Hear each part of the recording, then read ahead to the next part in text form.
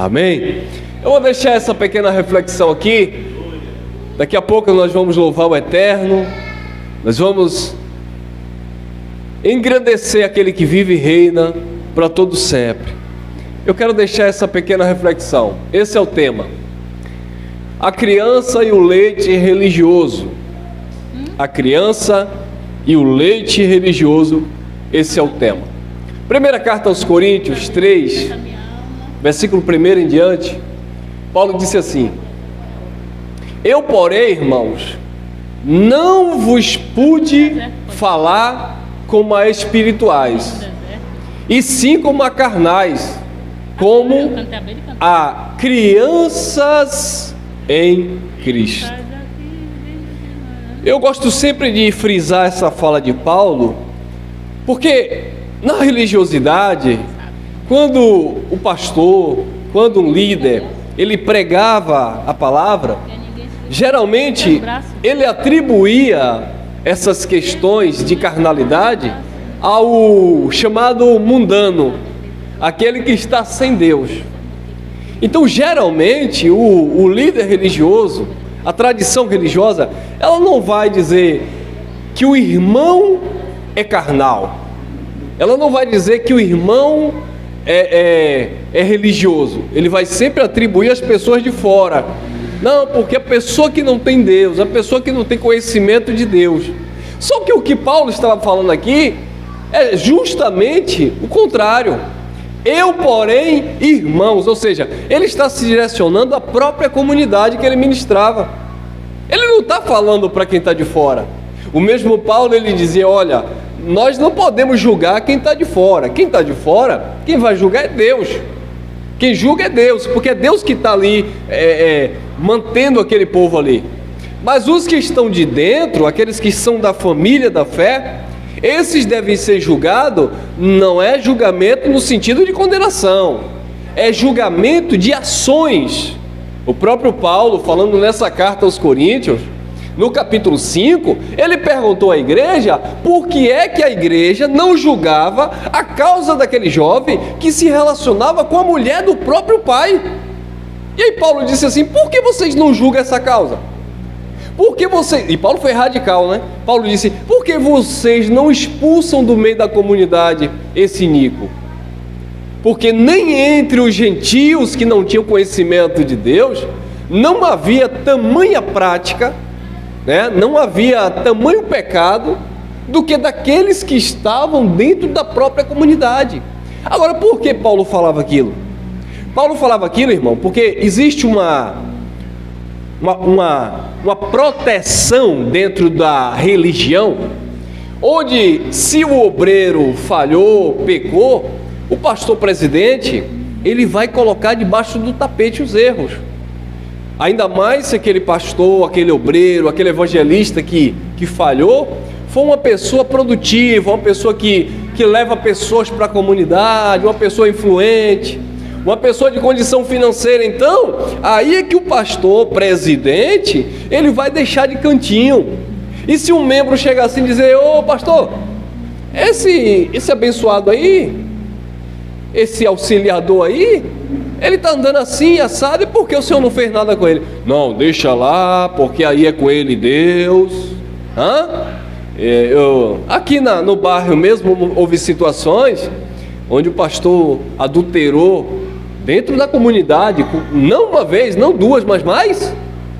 E quando era questionado, as pessoas que congregavam naquele lugar, as pessoas diziam assim: não, irmão, mas a Bíblia diz que nós temos que perdoar 70 vezes 7. Perdoar, irmão, não é abraçar. Perdoar não é você andar de mãos dadas com erro. Pelo contrário, a graça, a luz do Evangelho, ela condena toda a treva. Onde a luz chega, as trevas são dissipadas. E é por isso que Paulo disse: olha, irmãos, eu não podia falar vocês como espirituais, e sim como carnais, como a crianças em Cristo. Porque embora vocês digam que sejam de Cristo e estão em Cristo, vocês não sabem julgar, discernir, porque julgar aí é discernir. Vocês não sabem discernir as coisas. Então no capítulo 5 ele diz: vocês deveriam ter tirado do meio de vocês aquela pessoa que cometeu tal ato, mas vocês não tiveram caráter para excluir, vocês não tiveram coragem para conversar, sabe, e instruir aquela pessoa ao caminho da verdade. Hoje em dia, em Graça, existe uma situação muito séria, que é quando alguém com a palavra, não é alguém chegar e dizer assim: você está errado, você tem que se consertar. Não é isso. Isso a gente deixa lá para a religião, onde o homem coloca o dedo na cara e diz isso e aquilo outro. Agora, em graça, se você pega uma palavra em graça, instrui, exorta, dentro da mensagem da graça, muitas pessoas não observa a mensagem, a repreensão pela palavra. Ela observa a pessoa e diz assim: não, irmão, quem é você para ficar me corrigindo? Eu sou livre, eu estou na graça de Deus. Não, mas não sou eu que estou te corrigindo. É que isso que você faz, é isso que você pratica, não passa no filtro da graça. A graça não aprova isso. Então, quando alguém se esconde atrás da mensagem da graça, para usar de uma liberdade, para dar ocasião à sua carne, e a própria graça denuncia essa situação, a pessoa não olha para a palavra da graça, ela olha para aquele que ministra a graça. Ah, porque está parecendo a religião, porque está impondo. Não está impondo não, irmão. É porque a graça, ela tem um caminho, ela tem uma trajetória, ela tem uma direção, e se nós não estivermos dentro dessa trajetória, dessa direção do Espírito, você é um filho de Deus? É. Você conhece o Evangelho da Graça? Sim. Mas você está agindo como a carnais em Cristo. Você está agindo como um carnal em Cristo. E Paulo disse: eu não pude falar a vocês como a espirituais, e sim como a carnais, como a criança em Cristo. E por que Paulo dizia isso? 3:2: leite vos dei de beber. E esse é o tema: a criança e o leite religioso. A criança no sistema tradicional, na tradição religiosa, ela não pode deixar de tomar leite. No dia que ela recebe um alimento sólido, ela passa mal. Por quê? Porque ela está acostumada com leite. Toda mensagem tem que ter o leite. Por quê? Porque tratam os filhos de Deus como se fosse criança. A criança, ela está acostumada ali só com leite. No dia que dá um alimento sólido, ela não vai aceitar de bom grado. Você vai ter que forçar um pouquinho, você vai ter que, treinar, continuar, para até ela desenvolver o gosto pelo alimento sólido. Assim são os carnais da religião, aqueles que vivem à base do leite. Paulo disse: leite vos dei de beber, e não vos dei alimento sólido, porque ainda não podeis suportá-lo, nem ainda agora podeis, porque ainda sois carnais. Nós estávamos muito acostumados com leite na religião, e para tirar esse leite da nossa mente foi muito difícil. E para alguns tem sido ainda muito difícil. Por quê? Porque arrancou as raízes, quebrou com uma prática, sabe? Existem pessoas, irmãos, que por mais que conheçam a palavra da graça, por mais que elas venham ouvir uma mensagem da graça e dizer assim: esses irmãos aí estão certos. Mas a mente dela, ela tá vaga. Ela vai lá na tradição e diz assim: mas espera aí, lá eu participei do coral, aqui não tem um coral. Lá eu era líder de missões, aqui não tem um líder de missões. Ah, mas lá na religião eu era levita. Eu estava convidando um jovem que estava sempre aqui conosco, e o pai dele falou assim: eu vou chamar minha família e vou lá na sua igreja. Eu falei: será bem recebido, serão bem recebidos. Aí ele disse assim: minha esposa, ela é levita, meu filho é levita, todo mundo é levita.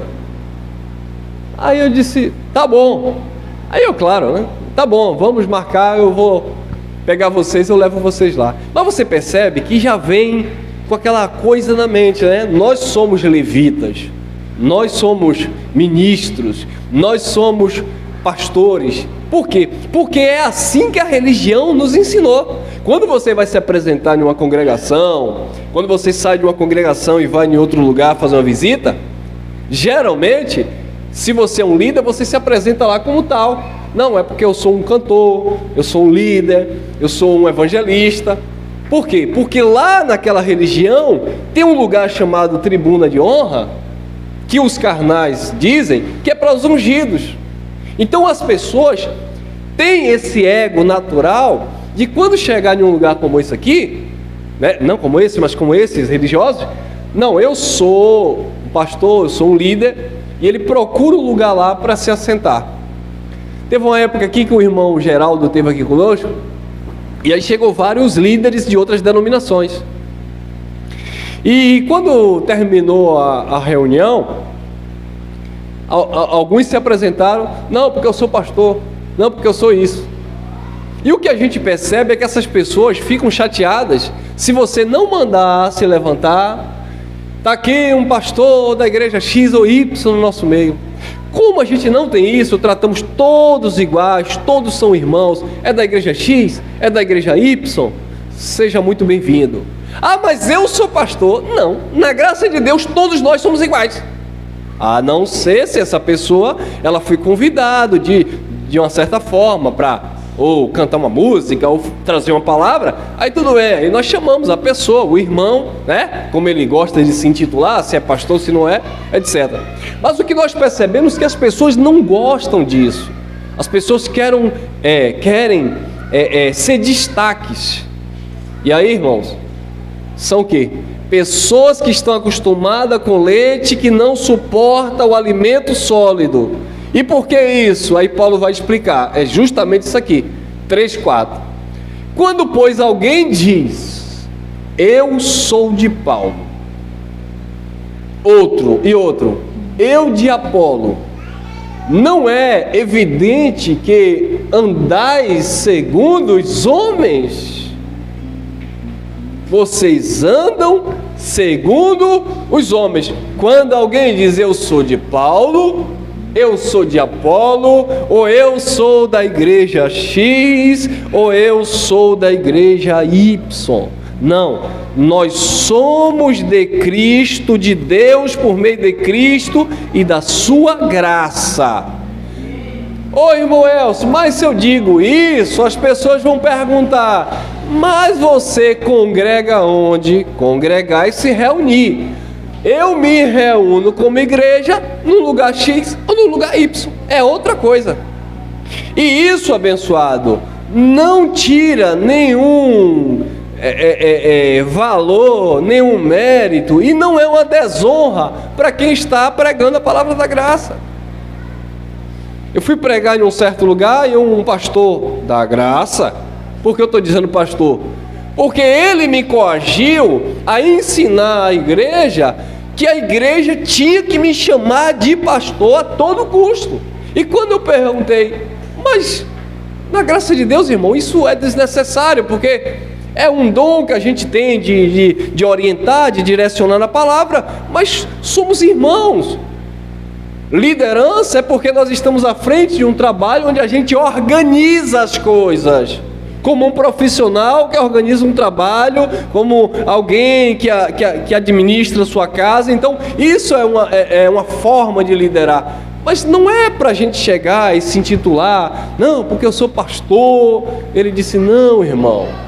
Aí ele disse para mim, não, pastor, não, você tem que falar para as pessoas, para te chamar de pastor, porque isso vai dar uma impressão, causar uma impressão para aqueles que estão chegando, que ali é um lugar de respeito. Agora minha pergunta é, eu não me sinto desrespeitado aqui dentro, eu nunca me senti, eu nunca percebi um irmão me tratando de uma forma qualquer, porque eu não digo que eu sou um pastor. Não, eu acredito da seguinte forma: As pessoas vão te respeitar por aquilo que você é, não por aquilo que você diz que é. Então não adianta você chegar, porque eu sou apóstolo, eu sou pastor. É pastor? Teve essa semana aí que deu fim da própria esposa, né? Então é isso que a religião coloca na mente das pessoas, onde o líder, o intocável, o ungido, ele é tão santo que ele não pode se igualar aos irmãos. E aí a gente vê esses crápulas, esses miseráveis, ultrajados de homens de Deus e de mulheres de Deus, que outro dia a outra matou o próprio marido, e dizendo que é tudo ungido. Por quê? Porque se escondem atrás de um título pastoral, se escondem atrás de um púlpito, de um microfone, de um terno com gravata, e isso, abençoado, tem contaminado a mente das pessoas, a ponto das pessoas aceitarem, se sujeitarem a esses homens, não procurando, não entendendo, que na verdade eles estão andando, segundo os homens, segundo a carne, e não segundo Cristo. 6 e 7, eu plantei, Apolo regou, mas o crescimento vem de quem? De Deus. De modo que nem o que planta é alguma coisa, nem o que rega, mas Deus que dá o crescimento. E aqui eu finalizo: nem o que planta é alguma coisa, nem o que rega, mas é Deus que dá o crescimento. Eu não sei quem plantou, no sentido de você ter ouvido a primeira vez a palavra da graça na sua vida. Alguém plantou. Você assistiu uma mensagem, você, de alguma forma, alguém plantou essa semente no teu coração. Se você está aqui na gravação, está ouvindo essa mensagem, eu estou regando, alimentando a tua fé com essa palavra também. Só que quem plantou não é nada. Quem está regando, instruindo, também não é nada. Mas Deus que dá o crescimento. Então, quando eu entendo desta forma, eu não desprezo quem plantou, eu não desprezo quem regou, quem ensinou, quem instruiu. Não é que eu desprezo, eu respeito, mas eu entendo que o conhecimento da graça de Deus, ele não vem porque eu prego assim ou assado, porque eu falo assim ou falo assado. O conhecimento, que é o crescimento, que é a edificação, ela só vem quando o próprio Deus dá o crescimento. Amém?